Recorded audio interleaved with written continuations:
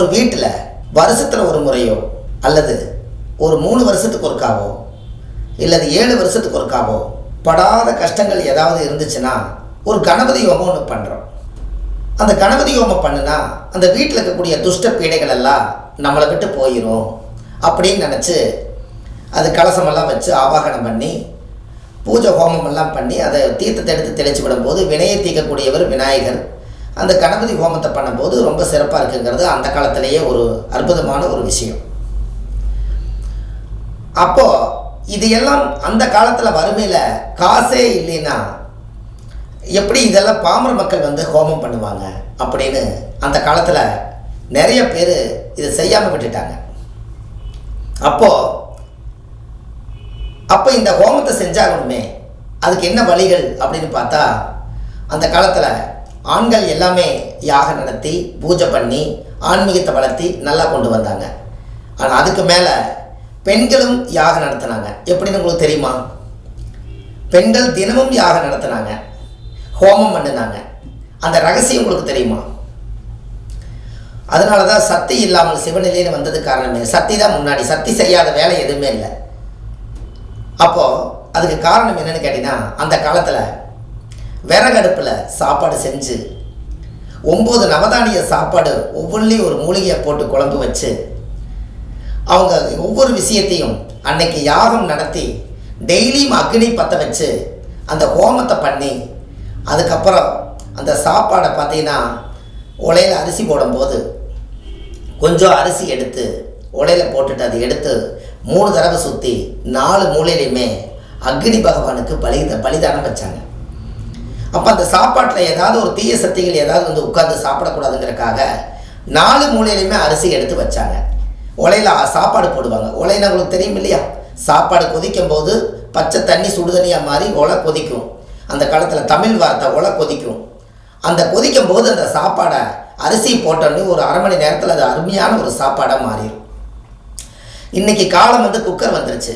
அதனால் நம்ம இன்றைக்கி விறகடுப்பு ரொம்ப கம்மி. எல்லாமே பிளாஸ்கோ பாரிஸ் மாவு போட்டு வீடு பூரா வெள்ளை அடித்ததுனால நீங்கள் விறகடுப்பில் சாப்பாடு செஞ்சால் புகை வரும்னு சொல்லிட்டு ஹோமத்தை ஸ்டாப் பண்ணிட்டாங்க.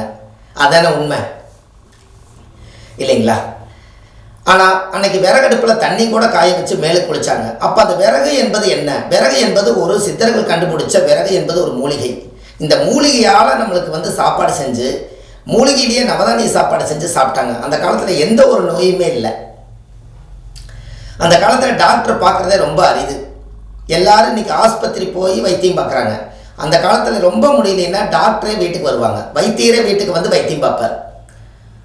இன்றைக்கி எல்லாத்துலேயுமே அந்த நோய்கள் அதிகமாக உற்பத்தி பண்ணுறதுக்கு காரணங்களே வேறு. ஆனால் அன்றைக்கி நோய் இல்லாமல் நிம்மதியும் சந்தோஷத்தோடு வாழ்ந்ததே விறகடுப்பில் ஹோமம் பண்ணி அவங்க அக்னி பற்ற வைப்பாங்க. பார்த்துருக்கீங்களா? காலையில் எந்திரிச்சு நீங்களும் இது செய்யுங்க. காலையில் எந்திரிச்சு நம்ம சாப்பாடு செஞ்சு நேற்றுக்கு சாப்பாடு செஞ்சுட்டு நேற்றுக்கு நான்வெஜ் செஞ்சுட்டு நாம் அப்படியே அடுப்பில் மறுபடியும் சைவ சாப்பாடு பண்ணுறோம், மறுபடியும் நம்ம அசைவ சாப்பாடு பண்ணுறோம், அசைவமான குழம்பு வைக்கிறோம். எல்லாமே எதையுமே சுத்தப்படுத்தாமல் செய்கிறோம். இனிமேல் நீங்கள் உங்கள் வாழ்க்கையில் மிகப்பெரிய அளவுக்கு ஒரு நல்ல நிலைமைக்கு நீங்கள் உடம்புல நோய் இல்லாமல் நீங்கள் வாழணும்னா தினம் தினம் நீங்கள் சாப்பாடு செய்து முடிச்சுட்டு கேஸ் அடுப்பாக இருந்தாலும் பரவாயில்ல, ஒரு துணி எடுத்து தண்ணியில் நினச்சி அந்த அடுப்பை பூரா கம்ப்ளீட்டாக நீங்கள் சுத்தப்படுத்தி அது வடிஞ்சு விழுந்ததெல்லாம் அப்படியே இருக்கும், அது எல்லாமே சுத்தப்படுத்தி ஒரு பச்சை தண்ணியை தொளித்து ஒரு நீராஞ்சனமாட பண்ணிவிட்டு ஒரு திருநூறு ஒரு சந்தனம் குங்குமம் இந்த அடுப்புக்கு நீங்கள் பொட்டு சந்தனம் வச்சு காலையில் ஹோமம் பண்ணும்போது ஒரு சூடத்தை பருத்தி அந்த சூடத்தில் இருந்து நீங்கள் எடுத்து அக்னியை கேசடுப்பவே நீங்கள் பற்ற வச்சு நீங்கள் கொண்டு வாங்க. நீங்கள் இந்த இதில் அடித்து கொண்டு வரது இல்லாமல் நீங்கள் ஒரு சூடம் பருத்தி வைங்க. சூடம் பருத்தி அதிலிருந்து நீங்கள் முதல் அக்னி பற்ற வைங்க. அப்போ அக்னி பற்ற வைக்கும் போதே ஹோமம் தயாராகிடுச்சுன்னு அர்த்தம். அதுலேருந்து நெருப்பு வந்தாலும் அது உங்களுடைய மூலிகையாக நீங்கள் நினச்சிக்கலாம். அப்போது டெய்லியும் சூடத்தில் பற்ற வைக்கலினாலும் கூட அடுப்புக்கு டெய்லியுமே கற்பூரத்தை காமிங்க, சூடம் காமிங்க. சூடத்தை பற்ற வச்சு கற்பூரத்தை காமிச்சிட்டு அதுக்கப்புறம் நீங்கள் கேஸ் அடுப்பை நீங்கள் ஸ்டார்ட் பண்ணி அதுக்கப்புறம் நீங்கள் சாப்பாடு செய்யுங்க. எந்த சாப்பாடு நீங்கள் செய்தாலும் ஒரு தட்டு வச்சுருங்க. அந்த சாப்பாடை செஞ்சு 3 தடவை 4 தடவை சுற்றி 4 மூலையிலும் பழி கொடுத்துட்டு அதுக்கப்புறம் நீங்கள் அந்த வேலையை செய்யுங்க. உங்கள் வாழ்க்கை ரொம்ப அருமையாக இருக்கும். ஏன்னா உணவு ரொம்ப முக்கியம் அல்லவா.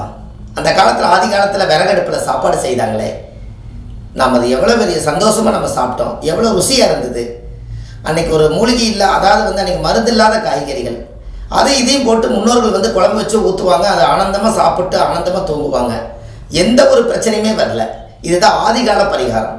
அந்த காலத்தில் அடுப்புக்கு பூஜை பண்ணுவாங்க. உங்களுக்கு ஒன்று தெரியுமா, ஒரு வீட்டில் அக்னி ஹோமம் பண்ணுறதா இருந்தால், கணபதி ஹோமம் பண்ணுறதா இருந்தால், நீங்கள் கணபதி ஹோமத்துக்கு முதல்ல ஹோமம் பற்ற வைக்காதுக்கு முன்னாடி அவங்க என்ன பண்ணுறாங்க, ஃபஸ்ட்டு அடுப்புக்கு வந்து ஒரு நீராஞ்சனை சுற்றி 3 தடவை சுற்றி பிரபஞ்சத்தை கொடுத்துட்றாங்க. அதுக்கப்புறம் திருநூறு, அதுக்கப்புறம் சந்தனம், அதுக்கப்புறம் குங்குமம், இதெல்லாமே போட்டு அதுக்கப்புறம் சூடத்தை பற்ற வச்சு அதில் 4 விறகு வச்சு அந்த சூடத்துக்கு பற்ற வச்சு அதுக்கப்புறம் விறகு எரிஞ்சு அதுக்கப்புறம் தான் ஹோமங்கள் எல்லாம் போட்டு மூலிகை வாசனை திரவியம் மூலிகை எல்லாம் போட்டு ஹோமம் பண்ணி அதுக்கப்புறம் அந்த அக்னி பகவானுக்கு வந்து சாப்பாடு பலி கொடுக்கணுமே, அதுவும் கேட்குமேனு சொல்லி அதுக்குள்ள ஒரு ஸ்வீட் வச்சு பூர்ணாகதி எல்லாம் பண்ணி அதுக்கப்புறம் சாப்பாடு பொங்கல் எண்ணெய் எடுத்து 4 மூலையிலையும் 8 மூலையிலையுமே அக்னி பகவானுக்கு பலிதானங்கள் பண்ணி அதுக்கப்புறம் தான் அந்த பவரை கொண்டு போய் சாமி கிட்ட செலுத்துகிறாங்க. அதுக்கப்புறம் தான் தீர்த்தத்துக்கு கலசத்துக்கெல்லாம் வந்து பவர் ஊட்டுறாங்க. இதான நியாயம். அப்போ அப்படி இருக்கும்போது தினம் தினம் முன்னோர்கள் அந்த காலத்தில் பெண்கள் எல்லாருமே ஹோமம் பண்ணாங்க, எல்லாரும் யாகம் நடத்தினாங்க. யாருமே யாகம் நடத்தாதவங்க ஆதி காலத்தில் யாருமே இல்லை. கண்டிப்பாக இனிமேல் வந்து ஒரு யாகம் நடத்துணுன்னா கேஸடுப்பாக நீங்கள் அதை நினைக்காதீங்க. அதையும் நீங்கள் வந்து காலையில் எழுந்திரிச்சு சுத்தமாக நீங்கள் தொடச்சி பொட்டு சந்தனம் வச்சு ஒரு கற்பூரம் காமிச்சு நீங்கள் சாப்பாடு செய்யுங்க. அந்த சாப்பாடை கொஞ்சம் பலி கொடுத்துட்டு வாங்க. தினம் தினம் நீங்கள் இதை செய்யுங்க. உங்கள் வாழ்க்கை ரொம்ப பிரமாதமாக இருக்கும்.